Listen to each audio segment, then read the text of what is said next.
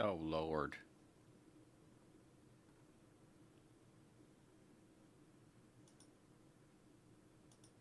There. Okay.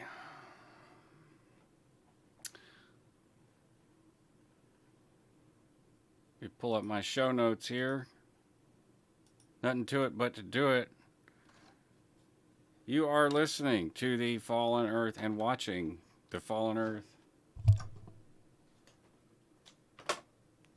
My damn glasses. Podcast. Uh,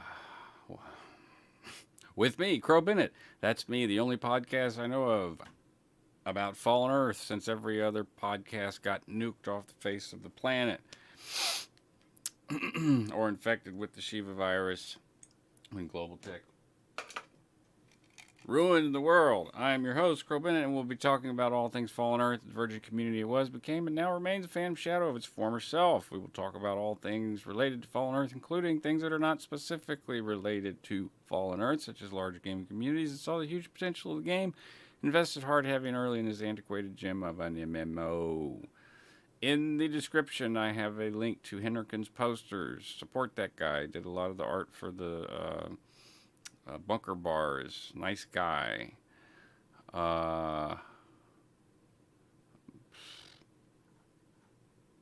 Yeah, season 2, Historical Society, servers down. Welcome to the apocalypse. We're gonna go and review the history. A lot of it unknown history from 2009 to present day. Boy, this community, I tell you. Bunch of wastelanders. Like literally. Okay. So, this is all sorted. I curated 150 videos out of 250 plus videos. Let me move this mic a little closer. Come closer. Come closer. In date added sequential order, so they may the video that doesn't mean that it's in order because some people would edit back then. You know, we frapsed things, so the order of events is not necessarily the order that they were uploaded. For example, this one was the Fist of the Empire Strikes Back was uploaded after this Fist of the Empire Strikes Back Part 2, but it was because of probably Ganji's had a edit that he needed to do. So not a lot of details or backstory on a lot of these videos, and that's what this is for. No one's watching, so that's fine. I don't have to worry about comment stuff. So what we've got is Park City, and we have about 40 Fist of the Empire total roaming around Park City. At this time in 2009, it was the end game. So if you wanted a car, if you wanted a motorcycle, if you wanted nice in-game consumables, if you wanted faction, this is where you would go to grind it. PvP zone. Ooh. I'm going to be honest. Myself, when I started, I did not care for PvP. Fist of the Empire, I snuck around and I got my ass kicked solo. I played this game solo all the way to cap 45.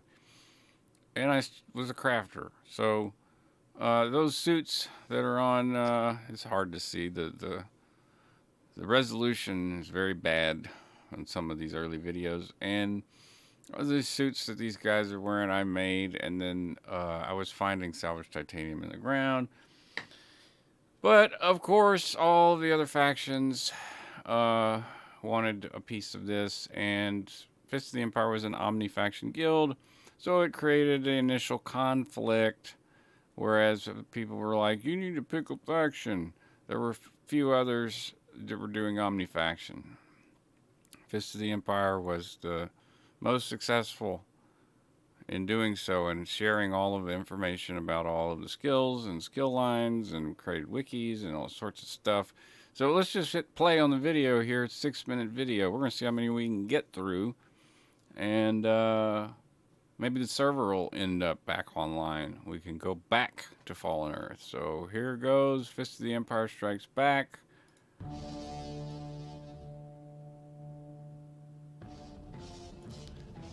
I've got the music turned slightly lower. So that's, here it is. Here's a crew. And we're actually in Ventrilo coordinating this counterattack. Several people were overrun inside the town. And that's, this is taken from the perspective of Ganji/Dabu. And here they come. They are rushing us into the trees. And we've got Rapid Fire. Big traveler clan from back in the day. The colors underneath the names are different now. Anyone that was red at the time was like considered an enemy, but you see Fist of the Empire, Ganji was hostile faction-wise towards Sin. There's me, dead. No big surprise there. And Ganji rezzing me. So, you know, basically, this is an open skirmish in an open field. Stars.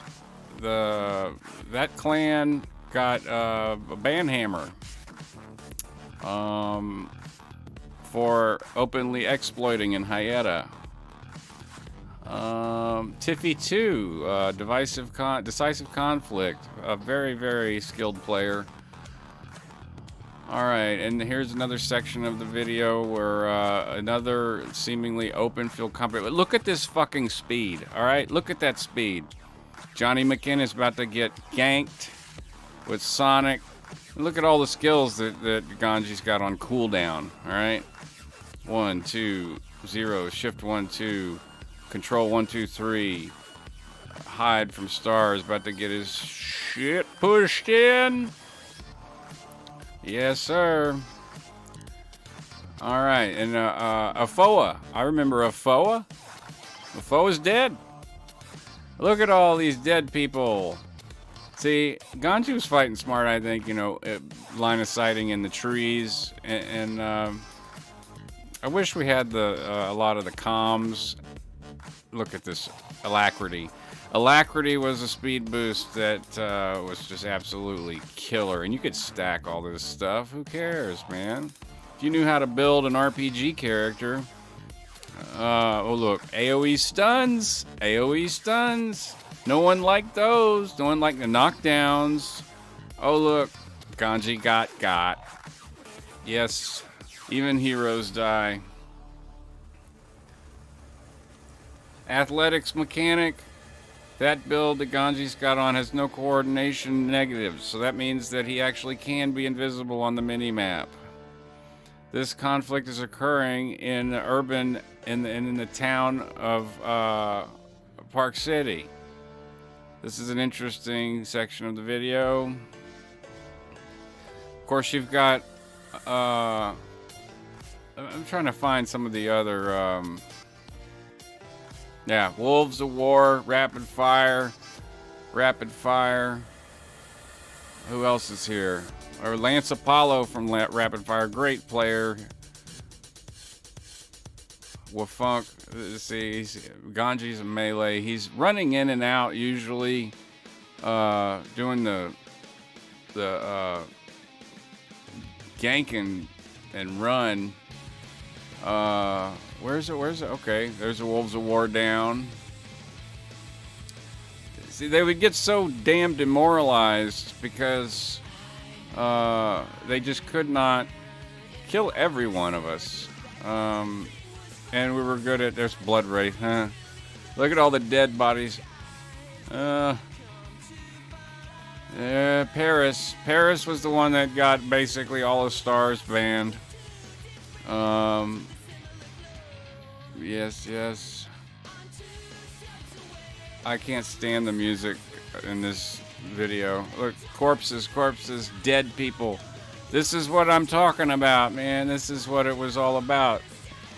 That's even one of our... That was one of the Fist guys.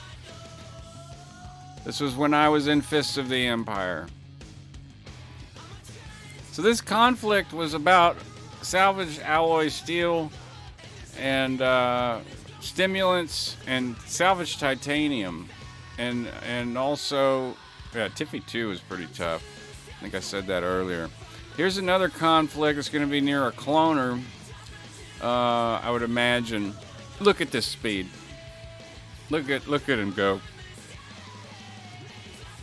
Those kinetic hammers, once you get in range, you get out of range, it doesn't matter.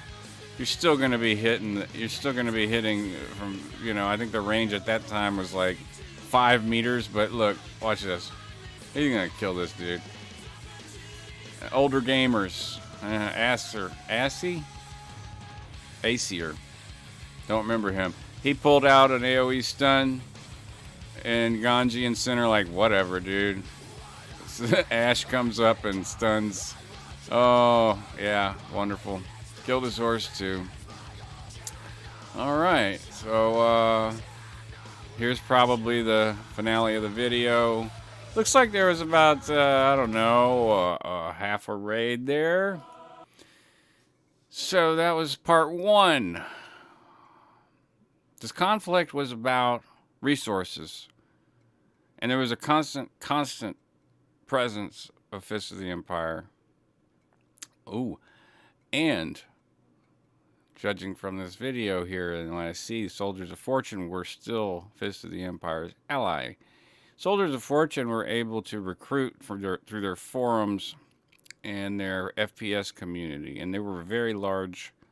And but ultimately, they did not know how to play RPG games, so they relied heavily and they leaned on Fists of the Empire because there was only about 40 or 50 players that understood and could do both 50-50 FPS, which you could consider this at that time, and RPG, making characters. Supposedly the developers never expected us to flip the wheel or get all that extra AP, but we did. So that's why when you see videos like this where there's, you might not even hardly see the people we're killing dying because they're flooding out of a cloner and we're killing them so fast. Sometimes you will, though. So this one is the second Empire Strikes Back, and this was in retaliation to rapid fire, which many of them were later joined Saints, or what's that other clan? I don't know. I'll name them as I see them. But Soldiers of Fortune was allied with Fists of the Empire.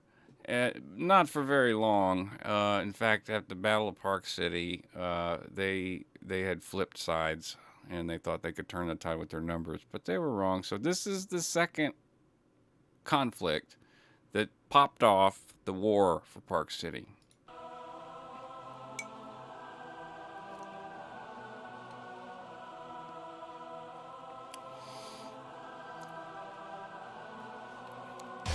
And here we are with an AoE stun from Ganji.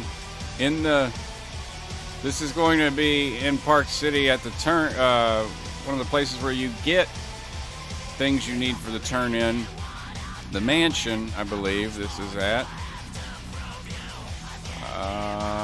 No, this is not the mansion. This is actually in town. So this was a continuation of that fight. And what I'm seeing is a lot of Wolves of War. Wolves of War led the charge a lot in these conflicts. You had a guy named Zero Gravity SC who was consummate shit talker, and also a motivating factor and force, and whatever, liaison for the Council of Clans, otherwise known as KOK or COC. They proudly, God, that's loud in my headphones. Okay. Yeah, COC, which they loudly, there he is, Zero Gravity SC, Wolves of War. He was a Counter-Strike contender back in 2007, 2008. He was actually quite a good player, I'm told. Made it to tournaments and won monies and stuff like that.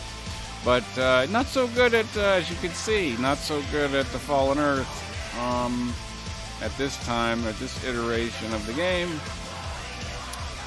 And Rat Law, that's rapid fire. More rapid fire here. That later became an exploit, getting up on the building like that. And was bannable offense. Same on the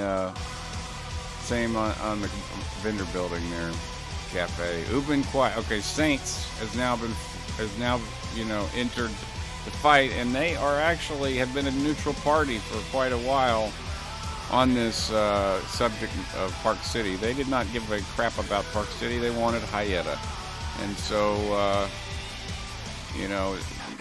now at this point. They realized that they needed the resources, so they joined Decisive Conflict, Rapid Fire, and as you'll see in the later, more and more clans fighting Fist of the Empire and just wanting to eradicate them from the game for good reason. I will say, for good reason. Lars Apollo, good player. So you see how these AoE stuns, they just lock you up. That was really annoying. It really was a bitch. And speaking of bitches, there's Baz Nitch. There we go.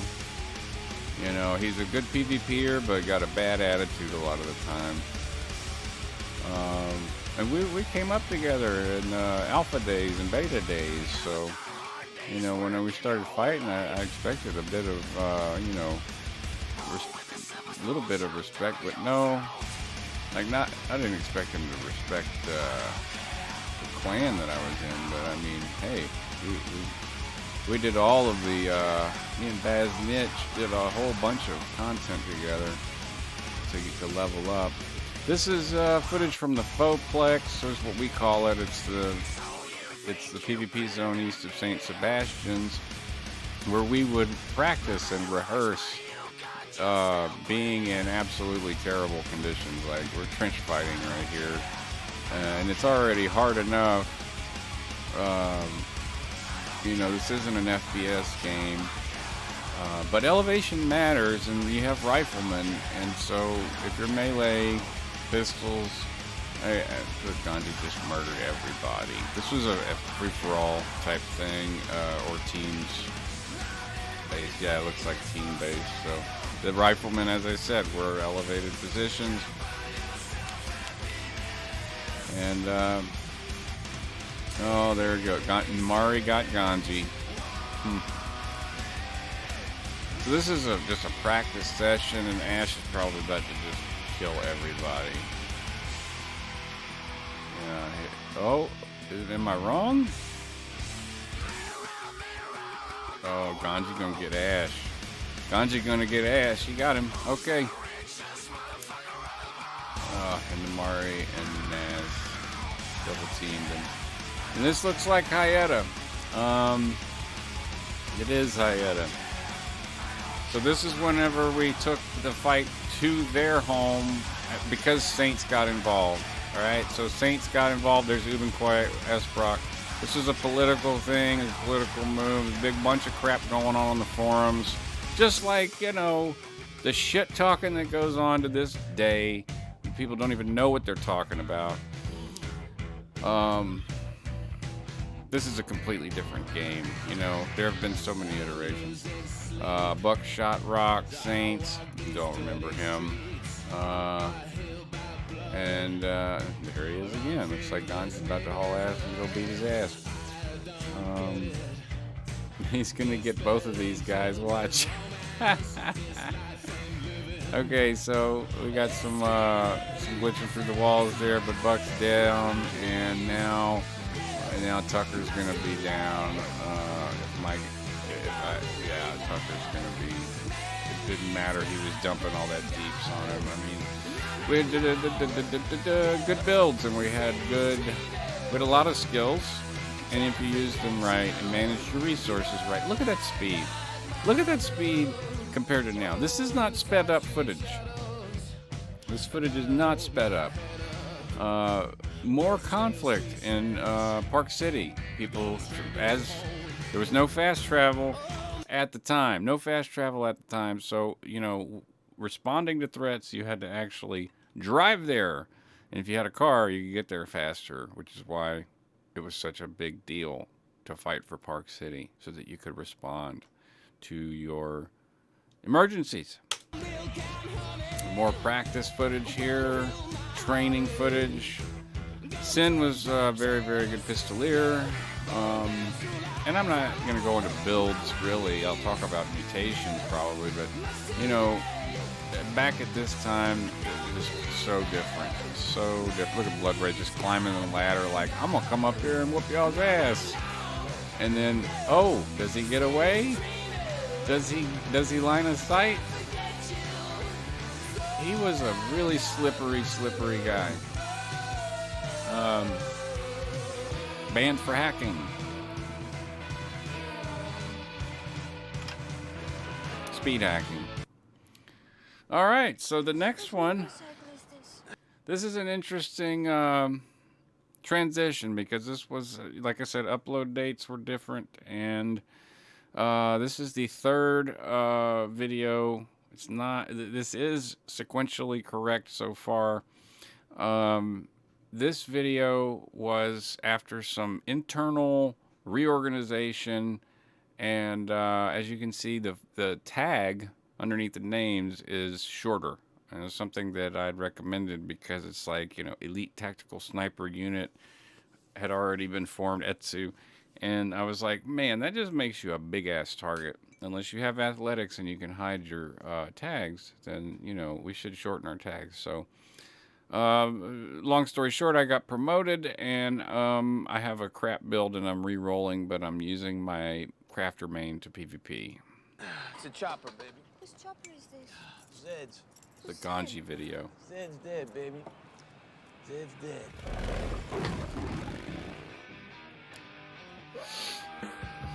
All right, Kerp and Prometheus, two healers.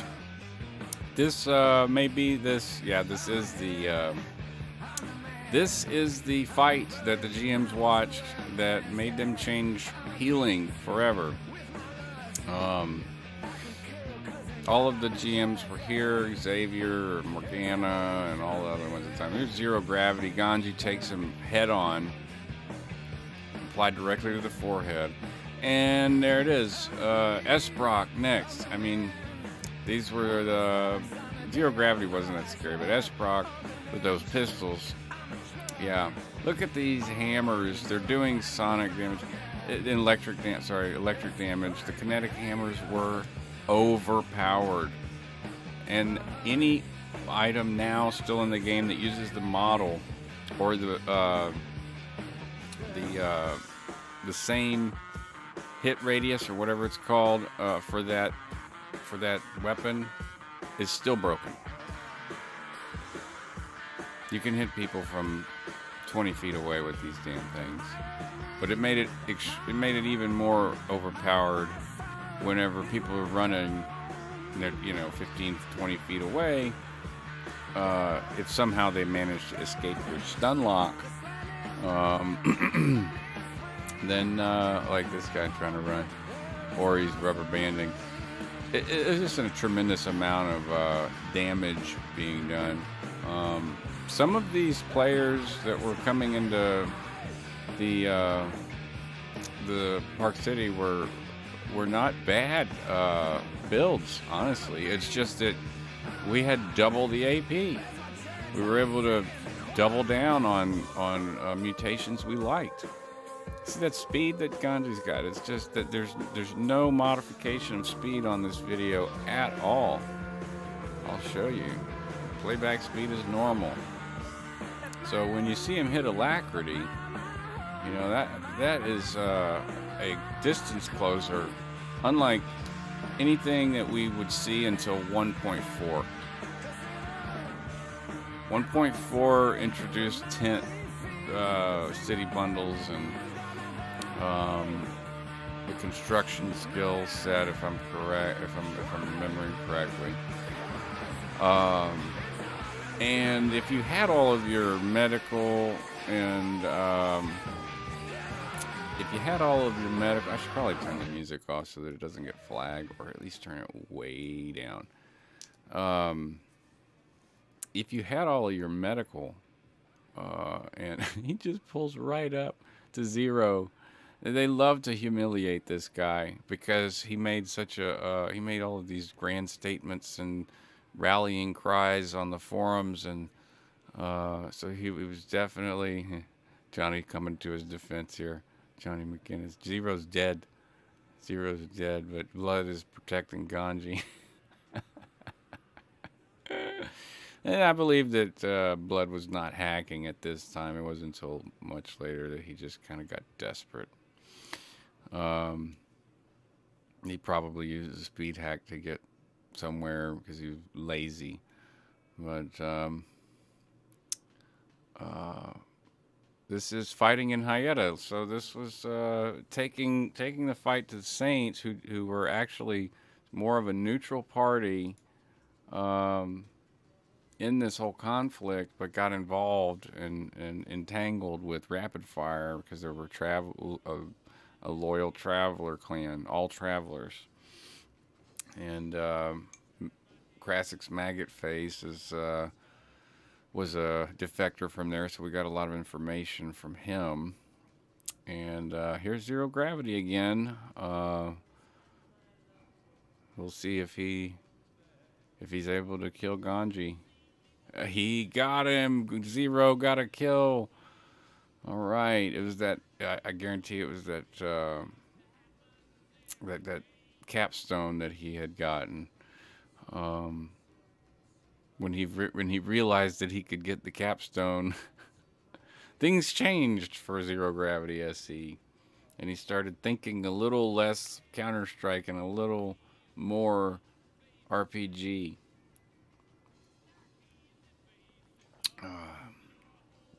Woodland combat. This is interesting. So the wolves would hide and try to ambush guerrilla warfare style in the all throughout Park City. It's a very large PvP zone, and looks like see more and more popping out. So they were, this is an ambush. Looks like it was a successful ambush. And so another counterattack or offensive attack in Hayata. We would go and clear them out to run them out of their home. This is part of where they would plan their stuff and hang out and practice in PvP. So it was always a good idea to come and mop up the trash. This is also very close to Trader's Flat. So anytime we would roll up into Trader's Flat, we would go clear Hayata until one fateful day. So here's more in Park City. It's Park City, Hayata, Park City, Hayata. No fast travel. You're driving all the way. So this is a group activity for sure. And this is the North End Cloner, looks like, in Hayata. And the Soldiers of Fortune paying the price for betraying Fist of the Empire now. I believe that's what this is. Whenever we went hot with Soldiers of Fortune. Or is it not? perhaps not. There's some cool first-person footage Ganji doing. All right. And this, the fall of Park City. So I guess I'll play the, I'll turn up the volume here. Probably gonna get copyright strikes.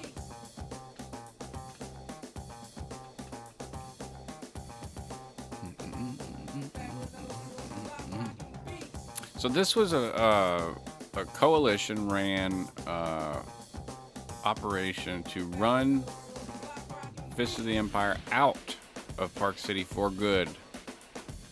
It was this this set of events that led to the formation of many clans. Here we have Enclave. We got leaders that have been getting their asses kicked, but learning how to PvP and forming their own groups.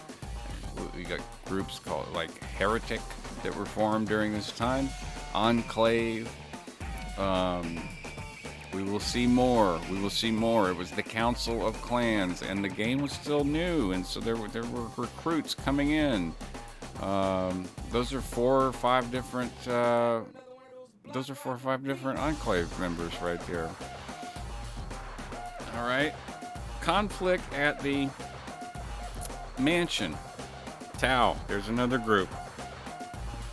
This is a group that was Lightbearer and were not into PvP, but they were so against Fist of the Empire that they were able to be conscripted into this Council of Clans, and they would occupy Park City for at least 3 days,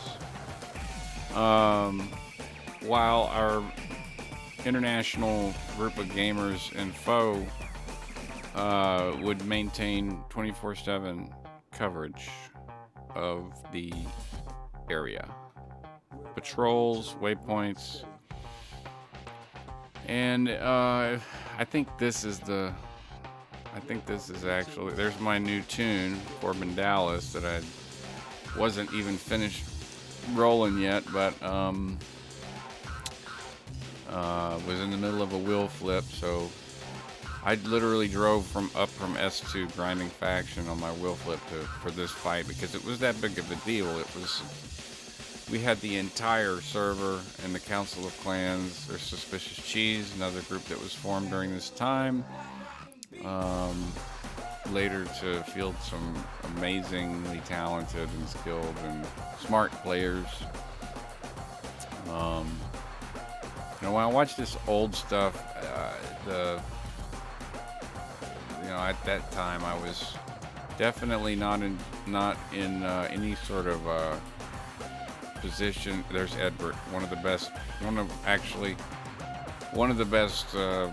players I've ever seen in this game, probably the best player. All right. Of course, I'm talking about outside of our group, because I gotta love my dudes.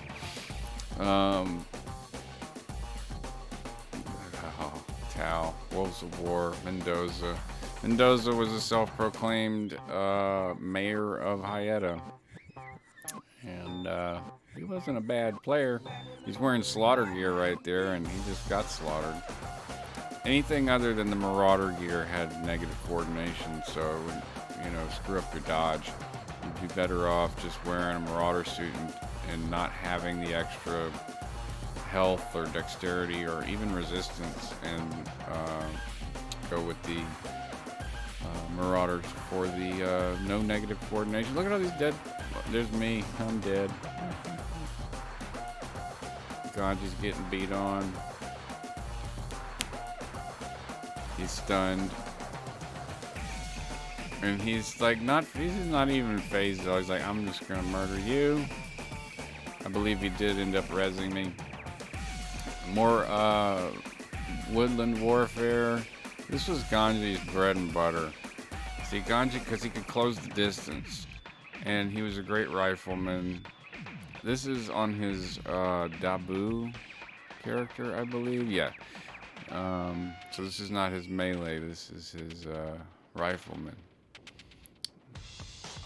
There's Ferret from Soldiers of Fortune. So this was the weekend, the 3-day war, and it didn't stop. It was non-stop, 72 hours of constant fighting. I don't think there's been anything like it since. I mean, there have been prolonged conflicts, but this was literally 72 hours of non-stop conflict from all time zones, and it didn't. And you know, the outcome of the taking of Park City was unknown to us as much as it was unknown to them. They were having to try to run missions while defending, and proved to be very hard. They did all kinds of things. One time they surrounded Zero Gravity in a huddle, and just to provide like buffer support so that he could do turn-ins, but it never really worked. Lotus Blossom was a really great melee player, but Lotus Blossom probably gonna get killed, but she's a clone, so it's okay. Yanji's staying on point and on target, and oh lord, she's gonna get a heal off. Yep, she got a heal off, but he's gonna snare her and do some other stuff. She's probably going to die. She's line decided. Okay, so he goes after Dark Pony. Wolves of War were really second to none. They had more members and influence than any other guild in the game. And I mean that sincerely. Wolves of War had the support and love of the community, whereas we did not. And when I say we, I didn't really consider myself a Kool-Aid drinking Fist of the Empire guy. I was just there for the materials and to be able to get my crafting on. And this is this was a mistake that the Wolves made, and they've even said this about the video, like at this particular conflict where they all just turtled inside and they ended up getting stuck. And I believe we put all the mounts by the door. Poda, Parents of the Apocalypse, Soldiers of Fortune. Here at this part of the conflict, now there's conflicts going on here and at all the other mission points in Park City.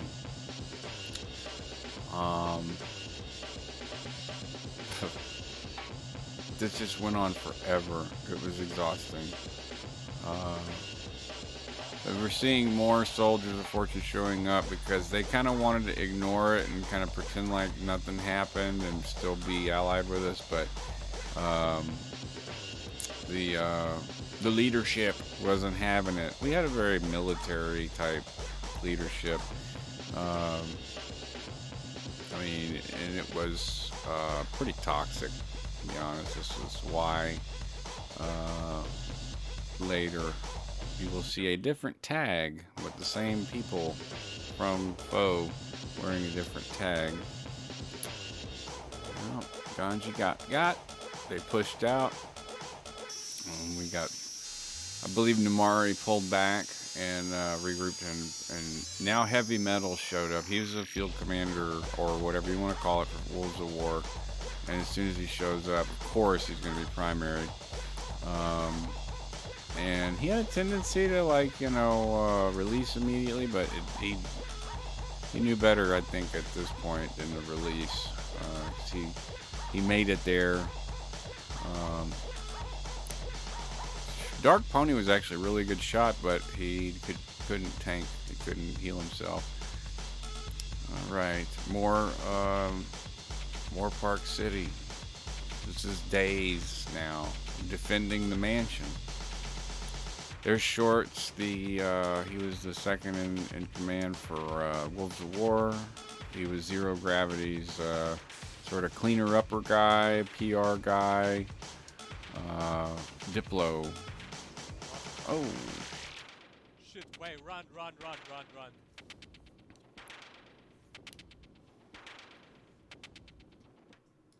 Seriously, there are like 20 of them. Look at that. I wanna go back here. So this was a part of that force. Now you can count 1, 2, 3, 4, 5, 6, 7, 8, and then you can't, because of the resolution. I don't see some of the motorcycles, but look, there we go. 11, 12, 13, 14, 15, 16, 17, 18. There would be up to 3 or 4 of these size groups roaming around looking for foe. And sometimes they would all converge together, and in some of the video you would see some of that fight, mostly at the Seriously, there are like 20 of them. there's more than 20, Ganji. Classic clip. What's this? Foe versus foe.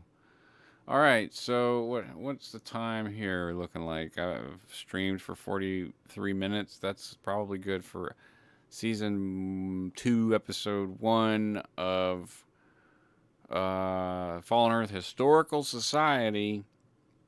Be sure to check out Henriken's Spreadshirt shop in the link in the description, and check out the Exile shop too if you like.